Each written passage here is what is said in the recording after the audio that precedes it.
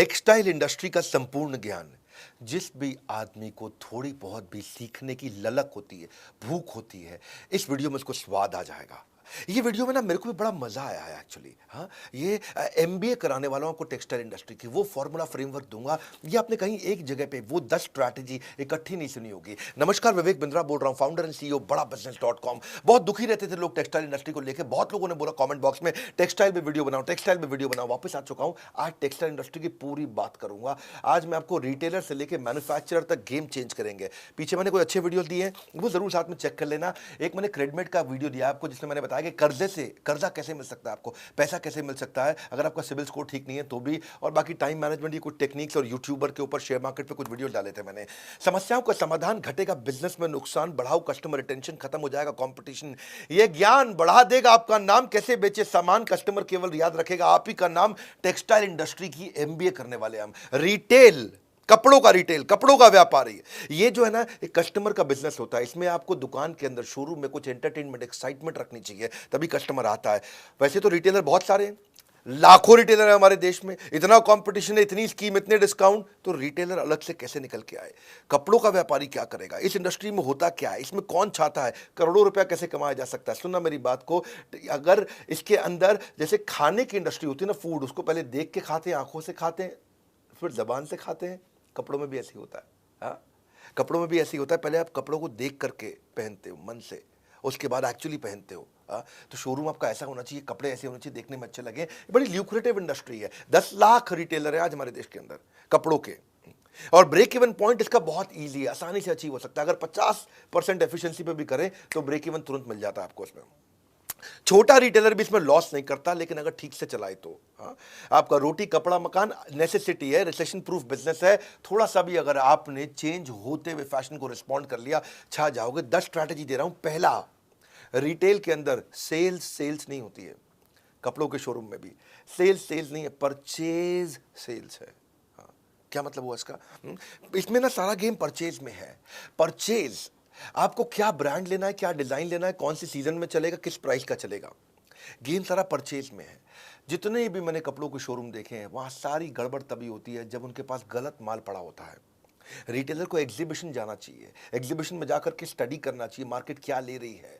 ऐसा नहीं कि आपको जो आकर के स्कीम दे गया है, जो आपको आके मिठाई का डब्बा देगा, भैया ये कपड़े ले लो हमारे बहुत बढ़िया, ऐसे बहुत सारे एजेंट्स आएंगे बीच में, वहीं सारा गेम खराब होता है। परचेज सीख लो पहले क्या होता है, परचेज करते कैसे हैं, फैशन और रेलेवेंसी के हिसाब से, पब्लिक डिमांड, ट्रेंड्स और रेलेवेंट स्टॉक के हिसाब से हमारे को लेना है। परचेज लाइफलाइन है, बाय राइट सेल राइट। सही खरीदा आसानी से अपने आप बिक जाता है। प्रॉब्लम क्या हो जाती है, मेन मुद्दा क्या है धंधे के अंदर, जब आप गलत माल लेके रख लेते हो तो इन्वेंट्री बढ़ जाती है, माल पुराना होता है, कपड़ा पुराना होता ही फैशन बदलते बिकना बंद हो जाता है। जब बिकना बंद हुआ तो गेम ओवर हो जाता है, क्योंकि रॉन्ग बाइक आपने, आपका अनसोल्ड स्टॉक मतलब आपका कैश फंस गया है। इतने दिन से कपड़े पड़े हुए हैं, मक्खी मार रहे हो आप, बिक नहीं रहे हैं, कैश आपका फंस गया है। ब्रांड जल्दी बिकते हैं, फटाफट बिकते हैं, स्कीम के चक्कर में मत आना।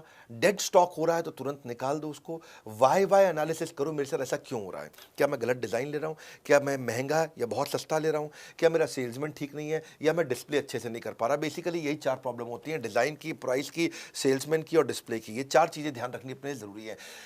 बैड स्टॉक मत खरीदो, good stock, very good stock लेना। बैड स्टॉक मतलब जो बिकता नहीं, गुड स्टॉक मतलब जो बिक जाता है, डिमांड है, लेकिन वेरी गुड स्टॉक फट फट फट फट बिकता है। अब इसका मतलब क्या हुआ, 80-20 फॉर्मूला।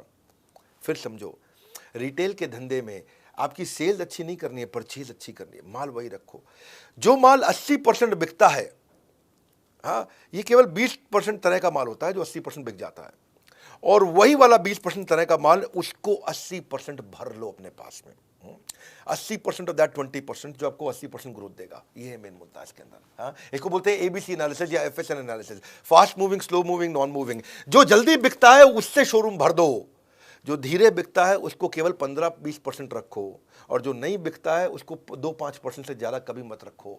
यही है मेन सारा का सारा गेम। परचेज जो है ना, माल को जमा करना। परचेज मतलब जमा, दुकान में सामान लाते हो, परचेज मतलब जमा, सेल्स मतलब मजा। हाँ, जमा मजा, जितना बढ़िया सेल्स करोगे उतना मजा आएगा आपको। लेकिन क्या है, आपका अगर जब जमा राइट है तो sales becomes easy and light. When the जमा इज राइट, यानी कि purchase is right, sales becomes easy and light. But when जमा इज रॉन्ग, गलत सामान ले आए, sales delays for very long. मुद्दा यही है। व्हेन जमा is right sales becomes easy and light, when जमा is wrong sales delays for very long. अगर आपने ईबीओ खोला है वहां तो आसान है, एक्सक्लूसिव ब्रांड आउटलेट बोलते हैं, मतलब एक कंपनी का शोरूम खोल लिया है, वहाँ तो आसान है, वहाँ तो कोई कंफ्यूजन ही नहीं है। जो बड़ा ब्रांड है वो खुद ही मर्चेंडाइज ढूंढने में आपको मदद करता है, वही आपको कौन सा माल लेना है, कितना माल लेना है, इस मार्केट में क्या चलेगा, मार्केट इंटेलिजेंस देता है, प्रोडक्ट मार्केट फिट आपको बना के दे देगा। हाँ, तो वहाँ पे आपके लिए, क्योंकि अगर अच्छी सेल हो रही है तो आपके ब्रांड पे भी इंपैक्ट करेगा, तो वो खुद ही कंपनी करके दे देती है। लेकिन अगर आपका ईबीओ नहीं है, मल्टी ब्रांड आउटलेट है, तो आपको परचेज समझदारी से करनी है। दूसरा, स्टॉक आउट इज पॉइजन। देखो, जो माल ज़्यादा बिकता है ना, वो अगर स्टॉक आउट मतलब क्या होता है कि भाई सामान खत्म हो गया है, बिकने वाला माल वो खत्म हो गया है। देखो, अगर कुछ स्टॉक फालतू रखा है ना, उसका जो नुकसान है आप कैलकुलेट कर सकते हो कि भाई मेरा 50,000 रुपये का माल फालतू पड़ा है, उस और वो बिक नहीं रहा, मतलब 50,000 रुपये फंसा हुआ है। लेकिन जो माल बिकता है वो नहीं है, तो कितने सारे कस्टमर वो ले जाते जो लेके नहीं गए, वो आपको पता भी नहीं चलने वाला।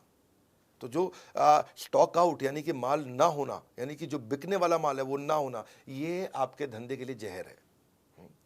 अगर आपके पास स्टॉक कम पड़ा है, अंडर स्टॉक है या गलत स्टॉक है, इसका कारण तो या तो लैक ऑफ फंड, आपके पैसे की कमी है, वर्किंग कैपिटल मैनेज नहीं करना आ रहा है, या माल अगर जल्दी बिक के खत्म हो गया है, इसका मतलब आपको पता ही नहीं कि पुअर डिमांड फोरकास्टिंग है, आपको आइडिया नहीं है आपके पास क्या बिकता है। या फिर खत्म हो गया, इसलिए खत्म हो गया क्योंकि पीछे से आपको सही सप्लायर नहीं है, वो सप्लाई डिले कर रहा है इसलिए, या आपको इन्वेंट्री ऑटोमेशन नहीं आता। आप बात को समझे कि डिमांड होते हुए भी माल को ना बेच पाना, ये बहुत बड़ा ब्लंडर है। हाँ, कस्टमर भी चला जाएगा, आपकी इमेज भी चली जाएगी और दूसरे के पास चला जाएगा। तो आप क्या करिए, परेटो प्रिंसिपल जो मैंने बताया था, जो 20% माल 80% बिकता है, उस माल का हर महीने फ्रेश बाइंग करते रहो, शोरूम नया लगेगा। आप फ्रेश बाइंग हर महीने करते रहो, शोरूम नया लगेगा। आपको वर्किंग कैपिटल मैनेज करनी आनी चाहिए, आपको ट्रेंड और फैशन पकड़ में आने चाहिए। आप या तो ईबीओ खोल लो, दो पाए, या तो एक्सक्लूसिव ब्रांड आउटलेट खोल लो, भाई जिस कंपनी, वो कंपनी खुद ही बता देगी क्या बिकता है क्या नहीं बिकता, उसके पास ईआरपीज हैं, सॉफ्टवेयर हैं, बता देगा। और आप ईबीओ नहीं खोलना चाहते, अपना ही एमबीओ चलाना चाहते हो, तो फिर ईआरपी खुद लगा लो। रेडी सोल्यूशन आजकल ईआरपी के बहुत सारे आ रहे हैं, वो लगा लो, काम हो जाएगा। तीसरी स्ट्रैटेजी पे ध्यान देना, लोकेशन जो है ना, इसमें बड़ा गेम चेंजर है। आपके शोरूम का, आपके स्टोर का, आपकी कंपनी का लोकेशन कहाँ पे है, फिजिकल लोकेशन से बात बनती है। भैया अगर लोकेशन कमजोर है, कस्टमर ही नहीं आ रहा, तो बेकार है। आपका जो प्राइमरी कस्टमर है ना, जो 60 से 80% कस्टमर वो ऐसा होता है जो माल खरीदता है। सेकेंडरी मतलब 15% कस्टमर ही कभी कभी लेता है। टर्शरी मतलब वो कस्टमर जो माल खरीदता ही नहीं है। इसका कैलकुलेशन करना सीख लो, ये कैसे मिलते हैं, इसके कुछ तरीके होते हैं, ये मिलते कैसे हैं, क्या फैक्टर होते हैं। आप जहां दुकान खोल रहे हो वहां कस्टमर आपके काम के रहते कितने हैं, वो पढ़े लिखे कितने हैं, यहाँ पे चलने वाले पैदल ग्राहक कितने घूमते हैं, इनकी उम्र क्या है, जो प्रोडक्ट आप बेच रहे हो वो उस उम्र के लोगों को देना है कि नहीं देना है, किस प्रोफेशन के लोग रहते हैं आसपास। कुछ इलाके होते हैं जहाँ व्यापारी ज़्यादा रहते हैं, कुछ इलाके होते हैं जहाँ अपार्टमेंट होती हैं, सोसाइटीज़ होती हैं, हाई राइज टावर, वहाँ नौकरी करने वाले ज़्यादा होते हैं। इनकम ग्रुप कैसा है, लाइफस्टाइल कैसा है, धर्म क्या है उनका, प्राइवेट व्हीकल उनके पास है कि नहीं है, उनकी उनकी स्पेंड करने की क्षमता कितनी है, आसपास जहाँ आपने शोरूम खोला है वहाँ कोई मेट्रो जाती है क्या, वहाँ कोई बस जाती है, ऑटो आता है, पब्लिक ट्रांसपोर्ट है वहाँ पे। ये चीज़ों को देखो तब आपको समझ में आएगा यार, यहाँ लोकेशन ठीक है, यहाँ माल अपने को शोरूम खोल देना चाहिए। चौथी स्ट्रैटेजी बड़ी कमाल का गणित दूंगा इसमें मैं, ये रियल कंटेंट है भाई साहब। हाँ, brand gives you better inventory turnover. क्या मतलब हुआ बेटर इन्वेंट्री टर्नओवर? मतलब बेटर आरओआई। इसका मतलब समझो, केस स्टडी से समझाता हूं। मोबाइल के दो ब्रांड लेते हैं, जियोनी और शाओमी। जो दुकानदार है ना, उसको शाओमी केवल 4% मार्जिन देता है, जियोनी 12% मार्जिन देता है। लेकिन फिर भी कौन, मतलब कमाई किस में जा रहा है, जियोनी में कि शाओमी में? जियोनी में। जियोनी 12% दे रहा है। हाँ, यानी कि आपने 1 लाख रुपए का मोबाइल बेचा जियोनी का, तो आपको 12,000 रुपये कमा लोगे। शाओमी का 1 लाख रुपए का मोबाइल बेचा तो केवल 4,000 रुपये कमाओगे। तो आदमी कहे भाई जियोनी ज़्यादा रख लो, लेकिन वो शाओमी रखता है ज़्यादा। पूछो क्यों? क्योंकि समझो यहाँ पे दो आपके बड़े अच्छे से खाने बने हुए हैं जहां आपने मोबाइल रखे हुए हैं, है कि नहीं, रैक अंग्रेजी में बोलते हैं। यहां 1 लाख रुपए का जियोनी पड़ा है, यहां 1 लाख रुपए का शाओमी पड़ा है। जियोनी 1 लाख रुपए का पूरे महीने में एक ही बार बिकेगा, यानी कि एक महीने में 1 लाख रुपए का आपने जियोनी बेच लिया, तो आपको उस पर कितना बच गया? 12% के हिसाब से 12,000 रुपये बच गया। लेकिन शाओमी इतनी तेज बिकता है, इतना ज़्यादा बिकता है, इतना ज़्यादा बिकता है कि ये 1 लाख रुपए का माल बिक गया, फिर आपने खरीदा, फिर बिक गया, फिर आपने खरीदा, फिर बिक गया, फिर आपने खरीदा। आपने फंसाया तो 1 ही लाख है, लेकिन ये 10 बार बिक गया। इधर 1 लाख का माल एक बार बिका, शाओमी का 1 लाख का माल 10 बार बिक गया। शाओमी दे तो रहा था 4%, लेकिन उस 1 लाख पे आपने 4% 10 बार कमा लिया। यानी कि आपने यहाँ 40,000 रुपये कमाया और यहाँ आपने 1 लाख पे केवल 12% देखने में अच्छा था, पर ये एक ही बार बिका तो आपने 12,000 कमाया। तो इस 1 लाख पे अपने महीने में 12,000 रुपये कमाया, इस 1 लाख पे महीने में आपने 40,000 रुपये कमाया, क्योंकि माल 1 ही लाख का रखा था, बिक रहा है, आ रहा है, बिक रहा है, जा रहा है। आप तो 1 ही लाख का माल फंसाते हो ना, अपना पैसा तो 1 ही लाख फंसाया दोनों जगह पे आपने, पर ये कम बार बिका जियो नहीं, तो यानी कि 1 बार बिकने पे आपको 12,000 कमा के दिया, 10 बार 1 लाख का माल बिकने के कारण आपको 40,000 रुपये कमा के दिया। इसको बोलते हैं आरओआई। इसका मतलब क्या भैया? मतलब ये है कि अगर आप अच्छा ब्रांड रखोगे तो वो आपका ब्रांड बना देगा, और लोकल आइटम रखोगे तो आपको भी जिंदगी भर लोकल बनाए रखेगा। माल वो रखो जो अपने आप बिकता हो, मार्जिन थोड़ा माटा कम भी हो तो भी चल जाता है, आप आरओआई बहुत अच्छी कमा लेते हो, बहुत बढ़िया कर लेते हो। इसमें ना आप, मैं साधारण भाषा में समझाना पसंद करता हूँ। ये जोनी शाओमी के आइडिया से आपको समझ में आ गया होगा। कपड़ों में मामले में भी ना, कोई लोकल लल्लू लाल कपड़ा मत रखो, ठीक ब्रांड का कपड़ा रखोगे। हाँ, लल्लू लाल हो सकता है आपको 50% मार्जिन दे दे, ब्रांड आपको 30% मार्जिन दे, पर आप ब्रांड में ज़्यादा कमा जाओगे, जल्दी जल्दी बिकता है। हाँ, स्टॉक बहुत तेज घूमता है। और ये अगर फंसा रह गया ना आपका, जियोनी फंसा रह गया, तो जियोनी 3G था, टेक्नोलॉजी 4G आ गई, मोबाइल बेकार हो गया। भाई उसका रैम कम था और नया रैम आ गए, ज्यादा रैम वाले मोबाइल आ गए, टेक्नोलॉजी बेकार हो गई, मोबाइल बेकार हो गया। पड़े पड़े मोबाइल पुराना बेकार हो जाएगा, आपकी जिंदगी बेकार हो जाएगा। आपका भाई क्या हो गया, क्या करूं, फंस गया मैं, मक्खी मार रहा हूं उसके बैठ के। एक और फॉर्मूला समझो आप, इसको बोलते हैं stock rotation formula. Stock rotation formula क्या है, इसे समझ में आ जाएगी आपको बात। अगर आप बिल्कुल पढ़े लिखे नहीं हो ना, तो भी ये फॉर्मूला समझ में आ जाएगा आपको। हाँ, मैथमेटिक्स तो छोड़ो, अगर आपने खाली 10वीं छोड़ो, 8वीं छोड़ो, 5वीं तक पढ़ाई करिए, इतना ईजी कर दूंगा। सेल्स अपॉन स्टॉक का मतलब क्या है? आपने सेल्स करी 2 करोड़ की और माल आपने 1 करोड़ का खरीदा, यानी कि साल के एंड में आपके पास 1 करोड़ का माल बचा, लेकिन साल के एंड तक आपने सेल 2 करोड़ की कर दी। कैसे करी होगी? ऐसी करी ना कि भाई माल गया आया, गया आया, तो आपने माल आपने 2 बार मंगा लिया। तो आपका जो फंसा था 1 ही करोड़ फंसा था, लेकिन माल आपने 2 बार बेच दिया। आप, कई लोग इतने समझदार होते हैं, इतने समझदार होते हैं कि 1 करोड़ लगा करके 5 करोड़ की सेल कर देते हैं, और कई एक्सट्रीमली बेस्ट होते हैं, वो 1 करोड़ लगा करके 1 करोड़ का माल साल में 10 बार बेच देते हैं। यानी कि कपड़ों के शोरूम में उसको बोलेंगे 10 करोड़ अपॉन 1 करोड़, यानी कि उसका स्टॉक रोटेशन 10 बार हो गया है। आप समझो, तो इसको ऐसे समझो भाई, कुछ दुकानदार पुराना माल पड़ा है, वो थान में लिपटा हुआ है, उस पर दाग पड़ जाते हैं, जीन्स रखते हैं, किसी लोकल शोरूम में जाओगे दुकान पे, वहाँ जीन्स जब वो खोल के निकालेगा ना, तो उसके घुटनों से जहाँ फोल्ड करी थी जीन्स, उस पर लाइन सी आ जाती है। देखिए आपने कभी कभी ब्राउन सी भूरे रंग की लाइन आ जाती है, क्योंकि माल पड़ा हुआ है, उसका स्टॉक रोटेशन नहीं हो रहा, पुराना माल पड़ा हुआ है, खराब हो गया उसका माल, है, फैशन बदल चुका है, माल पड़ा हुआ है। वही चक्कर है। आपने अगर 1 करोड़ का माल 10 बार बेच दिया तो आपका स्टॉक रोटेशन 10 है। इसको आप ऐसे समझो फॉर्मूला से आसानी से, कि 1 करोड़ का माल अगर आपने 30% मार्जिन पे साल में 1 ही बार बेचा तो आपको 30 लाख रुपए बचा। लेकिन आपने दूसरी तरफ 1 करोड़ का माल साल में 5 बार बेच दिया, जल्दी जल्दी बेच दिया, 30% की जगह खाली 20% मार्जिन कमाया, तो 20% मार्जिन आपका 1 करोड़ का होता है 20 लाख, लेकिन 5 बार बेच दिया, यानी कि 20 लाख मल्टीप्लाइड बाय 5, 1 करोड़ रुपया। यहाँ 30% मार्जिन के साथ आपने 30 लाख कमाया, 20% मार्जिन के साथ आपने 1 करोड़ कमा लिया। वो 30 लाख कमा रहा साल में, 1 करोड़ कमा रहा साल में। एक ही अमाउंट फंसाया दोनों ने, इन्वेस्टमेंट दोनों की बराबर थी, पर उसकी बेचारे की कमाई साल के एंड में 30 लाख है, इसकी कमाई साल के एंड में 1 करोड़ है। ये मजा मार रहा है। इसके लिए करना क्या हुआ है, समझ में तो आ गया आपको? 4 महीने पुराना माल खरीदी के भाव पे बेच दो। अगर कोई जीन्स लेके आए थे आप 500 रुपए की, 4 महीना हो गया है, अब 500 में बेच देना भाई। 800 900 का खाब छोड़ दो, अब 700 में मत बेचो, 500 में बेच दो, 4 महीना हो गया। लेकिन अगर 6 महीने तक सामान पड़ा रह गया कपड़ा आपके पास कोई, तो 500 की जगह 450 में बेच दो, कोई दिक्कत नहीं है। 430 में बेच दो, कोई दिक्कत नहीं है, पैसे छुट्टे हो जाएंगे। आपके 50,000 रुपये का माल फंसा पड़ा है ना, 50,000 का माल 40,000 रुपये निकाल दो, 40,000 रुपये हाथ में तो आएंगे। जब 40,000 हाथ में आएंगे तो नया माल लेके आओ, बहुत तेज बिकेगा, कमा के भी देगा। जब जगह खाली होगी, नया माल आएगा, नया माल जल्दी बिकेगा, जो शॉप है वो शोरूम लगने लग जाएगा अपने आप। कस्टमर के हिसाब से खरीदो भैया। कई लोग आएंगे आपको स्कीम देंगे, अरे भाई साहब 3 जीन्स ले लो, साथ में 3 जीन्स फ्री दे रहा हूँ, वो स्कीम है। हो सकता है कस्टमर ना ले रहा, वो कस्टमर वही लेगा जो कस्टमर को पसंद आता है। कस्टमर के हिसाब से माल खरीदो, स्कीम के हिसाब से नहीं कि जो डिस्ट्रीब्यूटर डीलर आके आपको स्कीम दे जाता है। हाँ, तो आपके लिए देखो एक चीज़ और अच्छी बताता हूँ, आपको आरओआई अच्छा निकालना है ना, टेलर रख लो अपने पास। टेलर के साथ बहुत कमाई होती है भैया। शोरूम खोलना मुश्किल है, टेलर रखना आसान है। पर क्या शोरूम तो आप खोल लेते हो, उसके बाद टेलर के खर्चे आपको चुभने लग जाते हैं। हाँ? आप क्या है कि आप $1 खर्च कर देते हो, 1 पेनी में दिक्कत आती है। 2,000 का नोट खर्च कर देते हो, 2 रुपए खर्च करने में दिक्कत आती है। टेलर रखो। देखो रेस्टोरेंट वही चलता है जहां शेफ अच्छा हो, इसी तरह कपड़ों का शोरूम वही अच्छा चलता है जहां टेलर अच्छा हो। शेफ लाना मुश्किल नहीं है, रेस्टोरेंट खोलना मुश्किल है।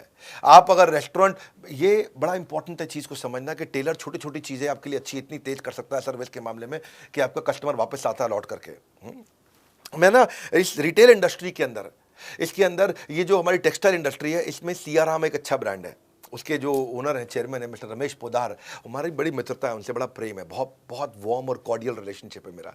तो मैं सोचा कि टेक्सटाइल की बात कर रहा हूँ, तो मैंने रमेश जी को फ़ोन लगाया। मैं कहा नमस्कार रमेश जी, कैसे हैं? वो नमस्कार बिंद्रा जी, बहुत अच्छे हैं, बड़ा उनसे प्यार है। वो मेरे को उन्होंने कुछ कपड़े भी गिफ्ट किए अपने, बोले मैं सियाराम के सूट पहनूँ। बिंद्रा जी, ये भी मैं सियाराम का सूट पहना हुआ है। तो मैंने जब उनसे बात किया, मैं कहा उनसे भी थोड़ा चीज़ें समझता हूँ, तो मैं उनकी भी स्ट्रैटेजी बताता हूँ। ये 1978 की कंपनी है भैया, सियाराम, जे हेम्स्टेड, कैडनी, ऑक्समबर्ग भी बड़ा ब्रांड, सब इन्हीं के 80 मिलियन मीटर जो है ना बनाते हैं, कि 40,000 आउटलेट पे माल बेच रहे हैं। 100 करोड़ तो उन्होंने 1991 में पहला कर लिया। देसी ब्रांड, लेकिन इंटरनेशनल अपील है इनका। ये रिलेशन इनके साथ ऐसा है कि इन्होंने देखा कि डॉक्टर विवेक बिंद्रा बड़े वर्ल्ड रिकॉर्ड बना रहे हैं, तो इन्होंने भी रिटेलर्स के लिए एक इवेंट किया था और उसमें इन्होंने गिनीज वर्ल्ड रिकॉर्ड बनाया था। मुझे बोले कि आपसे इंस्पायर हुए, आपके देखा देखी हमने भी वर्ल्ड रिकॉर्ड बनाया। तो सियाराम के रमेश पोदार जी से एक और स्ट्रैटेजी मुझे समझ में आई, space utilisation is revenue maximisation. कई बार लोग शोरूम खोल लेते हैं। अब एक भाई थे हैदराबाद के, और उनका जो शोरूम था, उनका जो स्टोर था, वो 6,000 स्क्वायर फीट का था। 3,000 स्क्वायर फीट ग्राउंड फ्लोर पे, 3,000 स्क्वायर फीट फर्स्ट फ्लोर पे। तो ग्राउंड फ्लोर पे उन्होंने बना रखा शोरूम, बहुत बढ़िया, चकाचक, लाइट, बहुत सुंदर, मतलब अंदर घुसो तो देख के बड़ा हो मजा आ जाता। और ऊपर उन्होंने बना दिया गोडाउन। तो रमेश भाई वहां गए, उनसे मिले, उन्हीं का रिटेलर था। तो रमेश भाई बोले, अब सियाराम के चेयरमैन है तो सामने वाला बात सुनता भी है उनकी। बोले यार तुम गलती कर रहे हो, प्राइम लोकेशन पे, हैदराबाद की सबसे महंगी रोड पे तुम्हारा ही शोरूम है, और फर्स्ट फ्लोर को तुमने बना रखा है गोडाउन। गोडाउन सस्ती जमीन पे बनाओ, तो ग्राउंड फ्लोर पे भी शोरूम कर दो, फर्स्ट फ्लोर पे भी शोरूम कर दो, स्पेस को यूटिलाइज करो। स्पेस यूटिलाइज होगा, रेवेन्यू मैक्सिमाइज होगा। वो भाई मान गया उनकी बात। वही आदमी जो नीचे ग्राउंड फ्लोर पे 8 करोड़ का टर्नओवर कर रहा था, ऊपर फर्स्ट फ्लोर खोलते ही वो 12 करोड़ पे आ गया, फिर 15 करोड़ पे आ गया। तो उन्हें बहुत धन्यवाद किया, क्योंकि जब गोडाउन बनाना था वो सस्ती जगह बनाया, खर्चा उसका बहुत कम हो गया। वरना अगर ऊपर फर्स्ट फ्लोर जो इतनी प्रीमियम लोकेशन थी, उससे फट फट फट फट तेज कमाया उन्होंने। तो स्पेस यूटिलाइजेशन जब करोगे तो उसमें देखो, मैनेक्विन अच्छे से डालो, ट्रायल रूम बनाओ, शीशे लगाओ, डिस्प्ले शेल्फ अच्छे लगाओ, डिस्प्ले काउंटर बढ़ाओ। जितना अच्छे से स्पेस को यूटिलाइज करेंगे ना, उतना रेवेन्यू मैक्सिमाइज होता है आपका। अगला है छठा स्ट्रैटेजी, इफेक्टिव ट्रेनिंग, मतलब हायर कन्वर्जन। आपने शोरूम बनाया, आपके शोरूम पे आपने कितने सालों की मेहनत करी है ना, कितना पैसा लगा दिया आपने वहाँ पे, कितना कुछ कर दिया आपने, इतनी ब्रांडिंग मार्केटिंग कर दी उसकी। आज उसकी इतनी इज्जत हो गई कि रोज 100 कस्टमर आ रहे हैं वहाँ पे। अगर रोज 100 कस्टमर आ रहे हैं और आपका सेल्समैन इतना कमजोर है कि 100 में से खाली 20 को माल बेच पाता है, 100 में से वो 20 को माल बेच पाता है, क्योंकि उसकी ट्रेनिंग अच्छी नहीं हुई। अगर उसकी ट्रेनिंग अच्छी कर दें, वो 100 में से 40 को माल बेच दे, तो आपका टर्नओवर एकदम डबल हो जाएगा।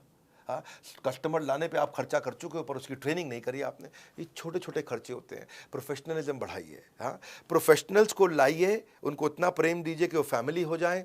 फैमिली को लाइए, उनको उतना ट्रेनिंग दीजिए कि वो प्रोफेशनल हो जाए। दो बातें हैं कि आप जब किसी एम्प्लॉय को हायर करते हो, उसको इतना प्रेम दो प्रोफेशनल आदमी को कि वो फैमिली जैसा हो जाए, और खुद के जो परिवार वाले हैं उनको इतना ट्रेनिंग दे दो कि वो प्रोफेशनल्स की तरह काम करना शुरू कर दें। मजा आएगा। उसके बाद ट्रेनिंग का कल्चर बना दो।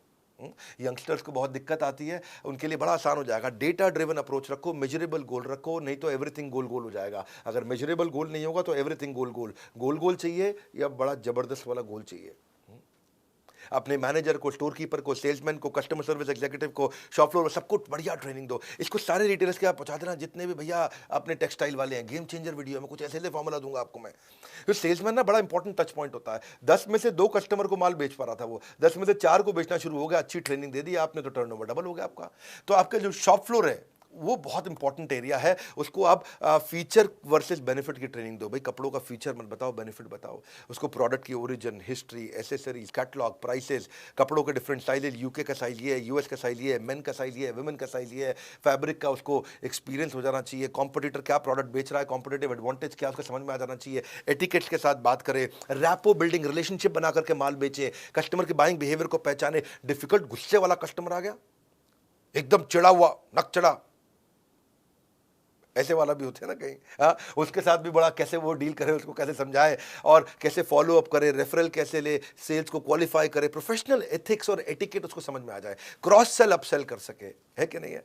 क्रॉस सेल अपसेल क्या होता है कि वो अगर कोट खरीदने आया तो अंदर के लिए शर्ट भी बेच दी साथ में, हाँ, अगर वो ट्राउजर लेने आया है तो ट्राउजर के साथ में अपने सॉक्स भी बेच दिए उसको, आपने अगर वो स्कर्ट लेने आई है तो अपने साथ में टॉप भी बेच दिया उसको, हाँ, तो इसको क्रॉस सेलिंग। अप सेलिंग क्या है, अगर वो 2000 वाला ले रहा है तो उसको 2000 की जगह 3000 वाला माल बेच दिया। एस्पिरेशनल सेलिंग कर दिया, कस्टमर का मन कैसे मोह ले ताकि सेल्स अपने आप ही हो ले, हाँ, कस्टमर का मन कैसे मोह ले सेल्स अपने आप ही हो ले, इससे आपका आरओआई निकल के आएगा, गेम चेंजर है। सातवीं strategy, keep an I on KPI. KPI मतलब की परफॉर्मेंस इंडिकेटर। कुछ फॉर्मूलाज रखने चाहिए अपने स्टाफ के साथ, अपने ऊपर भी रख सकते हो। बेटा झूठ बोल सकता है, डेटा झूठ नहीं बोल सकता। फॉर्मूला क्या है आपको पता है, भैया मैं गैस नहीं देता, मैं ये नहीं बोल रहा जॉन लगा दो, मेहनत कर लो, खून पसीना एक कर लो, एड़ी चोटी का जोर लगा दो, ये सब बोल रहा हूं क्या मैं? फालतू मोटिवेशन नहीं मेरे भाई, रियल फॉर्मूला। बिजनेस के मामले में डॉक्टर विवेक बिंद्रा के चैनल पे आ जाओ, बड़ा बिजनेस, बस बस बस इतना ही। केपीआई मतलब डेटा ड्रिवन काम करना। कैसे करना है आपको? डेटा ड्रिवन का मतलब है जैसे ना आप कुछ फॉर्मूला चेक करो, प्रॉफिट पर स्क्वायर फीट।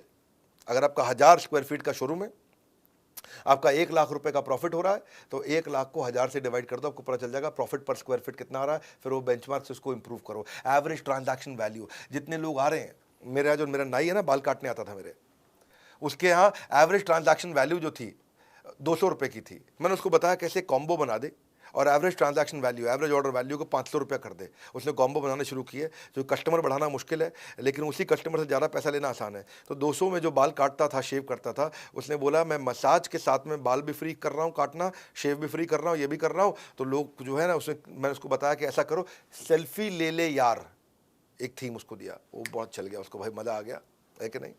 लोगों ने वो 200 की जगह 500 का माल लेना शुरू कर दिया। इसको बोलते हैं एवरेज ट्रांजैक्शन वैल्यू। हाँ, ऐसे ही आप लीड कन्वर्जन, कि भाई जितना कस्टमर आ रहा है कितने को बेच पा रहा है, पिछले महीने से ज़्यादा रेवेन्यू करके देखा, ये भी केपीआई हो गया, की performance indicator. Upsell cross sell कितना कर रहा है, हाँ, एवरेज सेल्स साइकिल टाइम, मतलब ये कस्टमर को कितनी देर में बेचता है। हाँ, कई सेल्समैन होते हैं वो, उसके पास कस्टमर आया 15 मिनट में बेच देते हैं। कई सेल्समैन होते हैं उसके पास कस्टमर आया 1 घंटा सब खोल के बैठ जाता है, ये भी देख लो, ये भी देख लो, ये भी देख लो। कस्टमर कंफ्यूज, गोल चक्कर होता रहता है। साइड में अमेजोन खोलता है और वो अपनी मम्मी को बोले मम्मी यहाँ से ले लेंगे, माल भी नहीं बिकता, है कि नहीं है। और बिकता भी तो ये 1.5 घंटे बाद जाके बिकता है। इसको क्या बोलते हैं, एवरेज हैंडलिंग टाइम, AHT। तो ये भी देखो कौन एम्प्लॉय ज़्यादा टाइम लगा रहा है। Average profit margin on sales, कौन डिस्काउंट ज़्यादा दे देता है, पूरे मार्जिन पे बेच रहा है कि नहीं बेच रहा। ये सेल्स पर रिप्रेजेंटेटिव, अगर आपकी 1 लाख की सेल हुई है और आपने पास 10 आपके पास एम्प्लॉय है, सेल्समैन है, तो मतलब ऑन एन एवरेज एक आदमी 10,000 रुपये की सेल करता है। तो जो 10,000 से ज़्यादा की करता है उसकी ताली बजा दो, जो 10,000 से कम की करता है उसकी ट्रेनिंग कर दो। ये कुछ बढ़िया बढ़िया KPIs होते हैं। सेल्स पर एम्प्लॉय निकाल लो, एम्प्लॉय टू कस्टमर रेशियो निकाल लो, हाँ, कि भाई आपने इससे ये बड़ा फायदा है एम्प्लॉय टू कस्टमर रेशियो, कि अगर आपके पास रोज 1000 कस्टमर आ रहे हैं और 10 सेल्समैन हैं, तो आपने निकाल लिया भैया कि मैं 100 कस्टमर पे एक सेल्समैन दिन भर में लगाता हूं। जब फेस्टिवल का टाइम आता है 1000 कस्टमर की जगह 3000 कस्टमर हो जाते हैं, तो आपको पता चल जाएगा कि भाई मुझे एक महीने के लिए 10 की जगह 30 आदमी करने पड़ेंगे, क्योंकि आपका एम्प्लॉय टू कस्टमर रेशियो निकल गया। हाँ, कस्टमर कितने दिन तक आपके साथ ट्रांजैक्शन करता है, क्योंकि कस्टमर रिपीट कस्टमर बन रहा है कि नहीं, लॉयल कस्टमर बन रहा है कि नहीं, प्रमोटर एडवोकेट बन रहा है कि नहीं बन रहा। क्योंकि ये भी बड़ा इंपॉर्टेंट फॉर्मूला है। रिटेंशन रेट, कितना कस्टमर रिटेन हो रहा है। रेफरल रेट, कितना कस्टमर आया और कितने को नए साथ में लेकर के आया, रेफरल किया उसने। क्योंकि KPI जब आप कर देते हो तो इससे आप एम्प्लॉयज को अकाउंटेबल कर लेते हो। एम्प्लॉयज अपने आप काम करते हैं, आपकी प्रेजेंस के बिना काम करते हैं। आप जो है वृंदावन में बैठ करके कीर्तन कर रहे हो, भगवान का जप कर रहे हो, या दुबई के बीच पे लेमनेड पी रहे हो, पीछे से धंधा अपने आप चल रहा है, क्योंकि आपने फॉर्मूला लगा के सबको मेजर करना शुरू कर दिया। लोग ऑर्गेनाइजेशन की प्रायोरिटीज को समझ जाते हैं, आपके एम्प्लॉय रिस्पॉन्सिबल होते हैं, बड़ी क्लैरिटी मिल जाती है उनको, इंडिविजुअल परफॉर्मेंस अच्छी होने लग जाती है। तो ये KPI था। 8वीं स्ट्रैटेजी है फिजिटल। फिजिटल मतलब फिजिकल शोरूम के साथ डिजिटल भी जाओ। बाइंग बिहेवियर बदल रहा है, इंफॉर्मेशन एज है, सब कुछ इंटरनेट पे दिख रहा है, सब कुछ इंटरनेट पे चल रहा है। पहले लोग टच फील करते थे, अब इंटरनेट से खरीद लेते हैं। तो आप डिजिटल भी हो जाओ साथ साथ। डिजिटल होने में घबराने की कोई जरूरत नहीं है, एक्सटेंशन है फिजिकल स्टोर का। आपको पूरे देश में जाने की जरूरत नहीं, आप डिजिटल तुरंत फटाफट पहुंच जाते हो। आप होम डिलीवरी दे सकते हो, सर्विस का एक्सटेंशन है वो। हमारे ना बड़े सारे कोर्सेज हैं कि फिजिकल बिजनेस को डिजिटल बनाने के लिए, WhatsApp marketing, digital marketing, Facebook marketing, e commerce marketing, email marketing.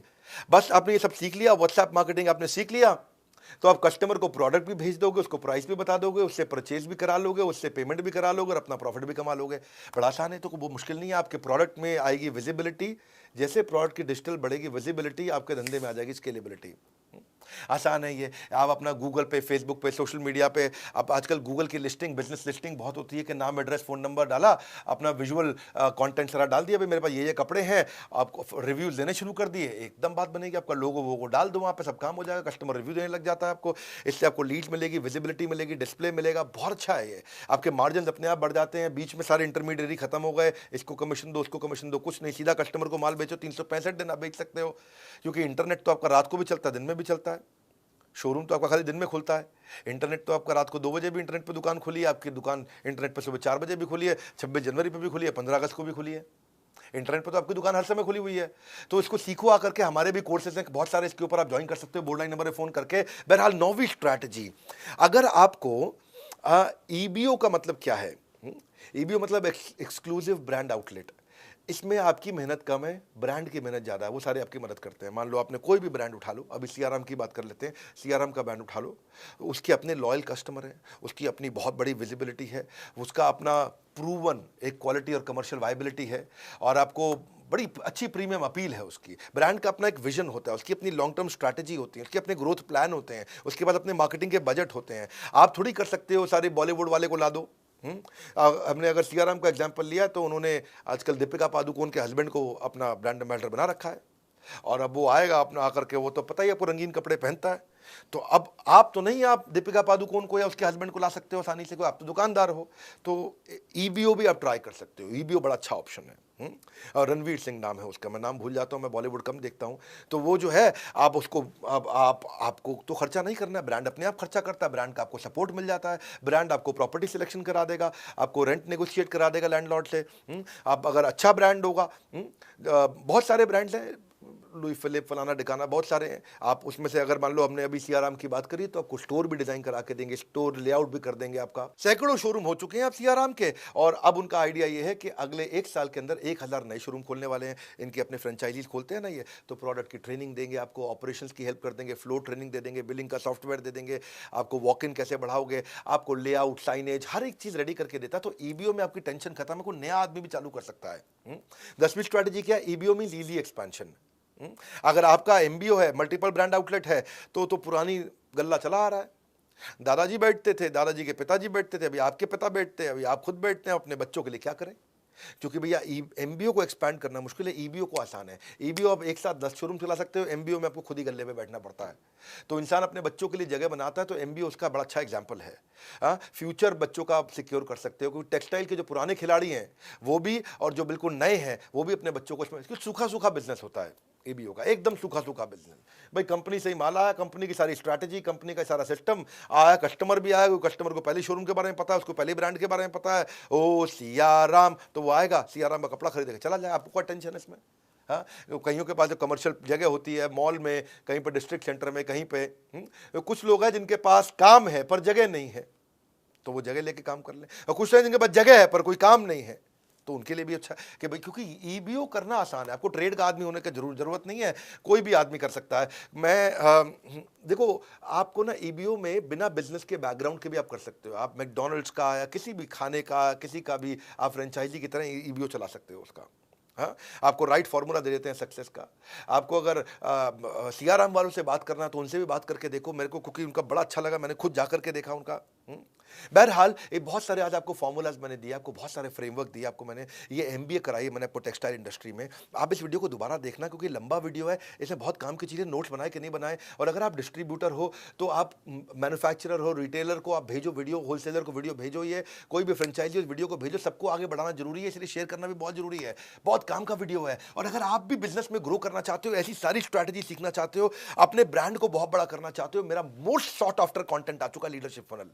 ये वो कंटेंट है जहां कोई गैस नहीं है, ये थोड़ा प्रीमियम है, इसमें खाली 300 सीट होती है। एक हम 5 स्टार, 6 स्टार, 7 स्टार होटल में करते हैं इसको, एयरपोर्ट्स के पास करते हैं, जहां पे हम लोग बहुत, केवल 300 सीट, राइट सीधा क्वेश्चन आंसर वहीं पे टक टक टक टक टक टक, रियल कंटेंट। आपका पहले ट्रेनिंग नीड एनालिसिस कर लेते हैं, आपका पहले ही पूरा कच्चा चिट्ठा पढ़ लेता हूँ, क्योंकि आपसे हम फॉर्म भरवा लेते हैं पहले, आपके बिजनेस को समझ के आता हूँ, आपके क्वेश्चंस को रेडी करके आता हूँ मैं पहले से ही। आपको real life example, case study देते हैं, एग्जीक्यूटिबल स्ट्रैटेजी देते हैं, और एक गेम चेंजिंग कोचिंग डायरी देते हैं। ये प्रीमियम कोचिंग डायरी है, कहीं नहीं मिलती है, ये केवल उस प्रोग्राम में मिलती है। हाँ, वीकली असाइनमेंट रहते हैं, उसके बाद कोच आपको वीकली असाइनमेंट फोन कर करके कराएगा, असाइनमेंट करो भाई साहब, आप नहीं करोगे दूसरे नंबर से करेगा फोन। आप असाइनमेंट क्यों नहीं किया आपने अभी तक? तो एक हैंड होल्डिंग सपोर्ट है, leadership funnel game changer program है, लोग कसमें खाते हैं इसकी, इसलिए अभी तुरंत अगला बैच आ गया है, आप फटाफट पता कर लो, सीट खत्म ना हो जाए। लीडरशिप फनल में आपको लाइफ टाइम मेंबरशिप भी हम फ्री दे रहे हैं, और इस वीडियो को सारे रिटेलर्स तक पहुंचाओ। पता नहीं फ्री कंटेंट से किसकी कितनी मदद हो जाए। बड़े गेम चेंजिंग इसमें स्ट्रैटेजीज है। हमारे साथ जुड़े रहने के लिए, इस वीडियो को शेयर करने के लिए, लीडरशिप फनल के लिए फोन करके पता लगाने के लिए आप सबका हृदय की गहराई से प्रेम पूर्वक बहुत बहुत